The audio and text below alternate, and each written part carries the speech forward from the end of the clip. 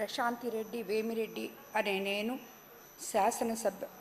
సభ సభ్యురాలిగా ఎన్నిక అయినందున శాసనం ద్వారా నిర్మితమైన భారత రాజ్యాంగం పట్ల నిజమైన విశ్వాసం, విధేయత చూపుతానని, భారతదేశ సార్వభౌమాధికారాన్ని, సమగ్రతను కాపాడుతానని, నేను స్వీకరించబోయే కర్తవ్యాన్ని శ్రద్ధాశక్తులతో నిర్వహిస్తానని దైవ సాక్షిగా ప్రమాణం చేస్తున్నాను.